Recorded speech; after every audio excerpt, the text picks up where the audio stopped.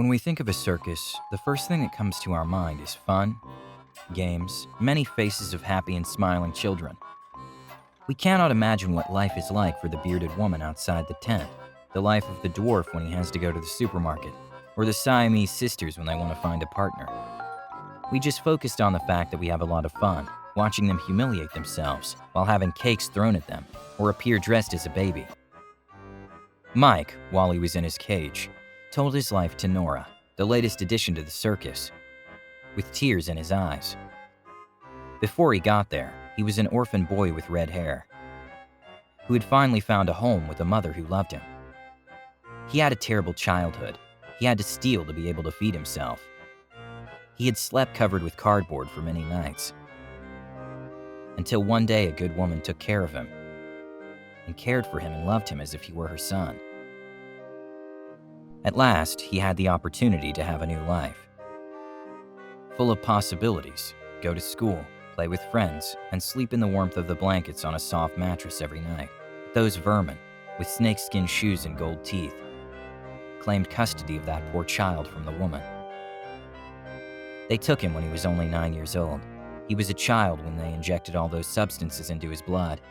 Mike was gradually losing his sanity. Suddenly, human blood smelled irresistibly to him. He became a cannibal, locked in a cage of wrought iron bars, so he couldn't feed on anything other than what his owners decided. The young man enjoyed feeling a swirl of blood in his mouth, and that it dripped down his chin. He preferred raw humans, alive. If the meat was cooked, it became tougher and less tasty. However, when death occurred through their bites, the taste was unmatched. He could feel the heat of the blood on his tongue. Mike had been chosen by the circus owners to experiment with him and increase the visits of his show. There were dwarfs, strongmen, albinos, giants, but who could offer a show of a true cannibal? The young man was legally an orphan. His biological parents had gotten rid of him, so they took him away from the only woman who had loved him in his life. Nora decided to tell Mike about her life too. She belonged to a very close family. She lived with her parents and her two brothers. It was a family known for its Christian faith. They never missed a mass, and the father was always very proud of how good Christians their children were. Always helping others, having an impeccable education and love and devotion for their God. However, one day Nora was caught by her family while making out with another girl. Her father disowned her and told her that she was no longer worthy of him. His daughter could not be a monster. Nora screamed and sobbed, begging her father for forgiveness, imploring his mercy and that of her God. But her father didn't hesitate to call the circus owners and sell his daughter for a significant sum.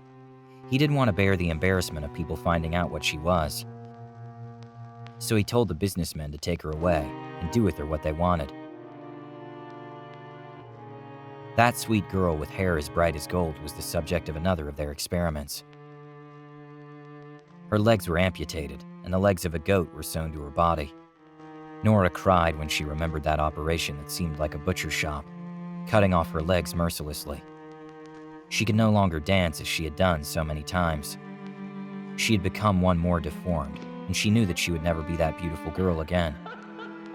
She would only be the object of ridicule, insults, and stones before anyone who saw her. Behind a column, a noise was heard. It was the three-breasted woman and the two-headed clowns, who were also listening to her confessions. In the shows of this circus, any person who presented any physical feature that was out of the ordinary, either by excess or by default, had their place there. The Siamese clowns approached Nora. They were told that they were not born that way. That is what was told abroad, that they had been born with that deformity. In their childhood, the two brothers were best friends. They were a year apart, but their resemblance was so great that they looked like twins. His parents lived in a very humble way, barely enough to eat. And when those men came telling them about the wonders that could be bought by leaving their children for a while, they were not able to say no. Of course, the parents didn't know the truth. They believed that their children would work for the circus owners, cleaning and organizing the shows. They were young and strong. They were going to be very helpful. The children were also excited. Their parents sacrificed a lot to give them a future, and they were already quite old and sick. They were going to get a lot of money to be able to enjoy as a family.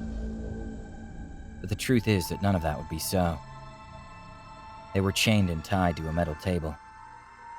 They amputated several of their limbs while sewing both bodies together. The operation was done with hardly any anesthesia. His cries of pain were heartbreaking. They were noticing how they cut and then sewed his body. Around them were scattered pieces of body, which were discarded in the operation. From there, they became inseparable. They would always be united, sharing a body. As if it wasn't enough of a joke, the owners ordered a clown costume with 3 legs, the opening for 2 arms and 2 heads. Every day they moved clumsily due to the little stability that their new body provided them. They received cakes from other characters in the circus, and they were the cause of thousands of laughs a day in the shows. Suddenly, the monkey woman came out from behind a set.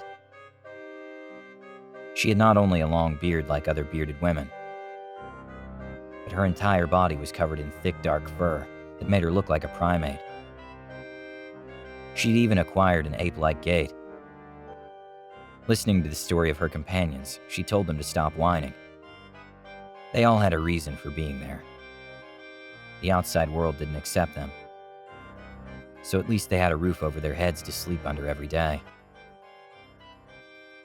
The monkey woman was the only one of her companions who had not been manipulated by the circus owners.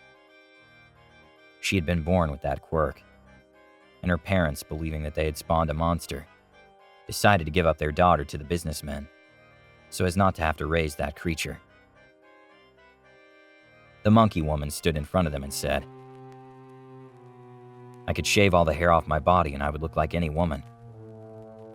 But then instead of being on stage, I would find myself lying on the street. I know this is not the best of all worlds, but considering the options I had, my difference is my vocation." The companions looked at her with resignation. They didn't agree with her at all. However, she was one of the boss's favorite people. So they knew they couldn't contradict her or they would be punished. And what punishment can there be worse than humiliation every day? If the artist refused to perform in the show, made the slightest mistake or caused trouble, they were punished with acid. They spilled a considerable amount of acid on their naked body, creating terrible pain and burns. Several had already felt it, and explained the horror and agony they felt as their bodies wasted away. So they took care that every day the shows were perfect and their bosses were happy. In the gloom, the human chicken spoke. "Do you think that the worst are our owners? Do not deceive yourselves. There are hundreds of people out there paying tickets just to see us. They feel superior while yelling at us, calling us monsters, trash, dirty." The human chicken had had her body and face disfigured, her legs mutilated, and given a feathered suit. In order to move, she had to perform clumsy movements with the help of her hands, which were also mutilated until they took on the appearance of a bird's feet. They forced her to squawk at the public.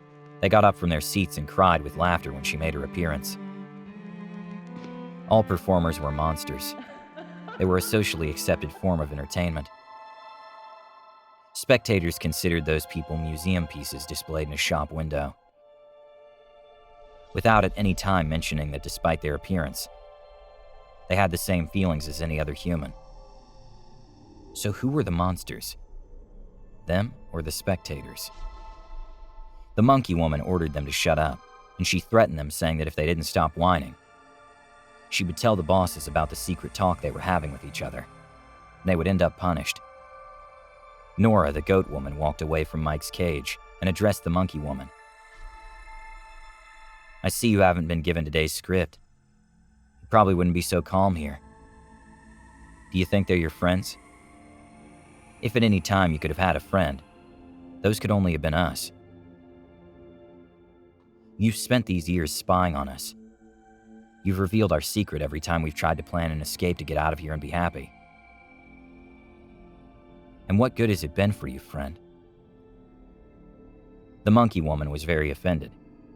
She wasn't going to let any of those monsters treat her like this. She was the monkey woman because she wanted to. Whenever she wanted, she could be a normal, ordinary person. She told her colleagues that she didn't want trouble this time, that she wouldn't tell the bosses about anything that had happened there. But they owed her one, and when she needed it, they should be at her command to avoid punishment with acid. They all looked at each other. Nora wanted to continue the discussion and tell the monkey woman what was going on.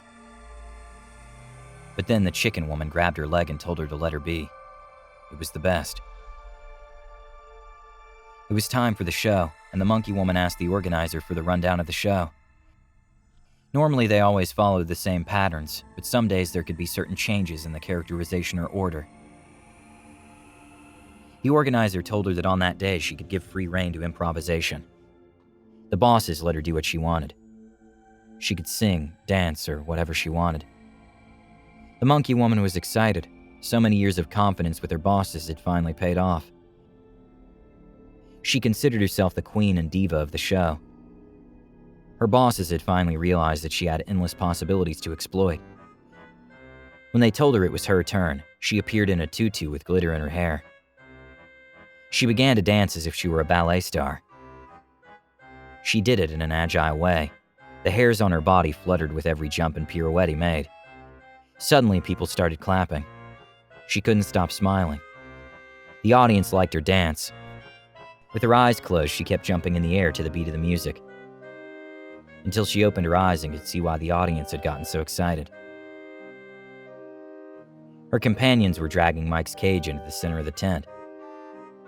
The monkey woman didn't understand anything. They were screwing up her role. But when her teammates left the stage and she was left alone in the center with Mike, she shuddered. Mike's door opened suddenly. It had an electric opening system to be able to open it remotely. It was time for his show, and the monkey woman, his new victim. The audience couldn't stop clapping as the cannibal devoured his furry companion, leaving only her tutu with glitter in a pool of blood.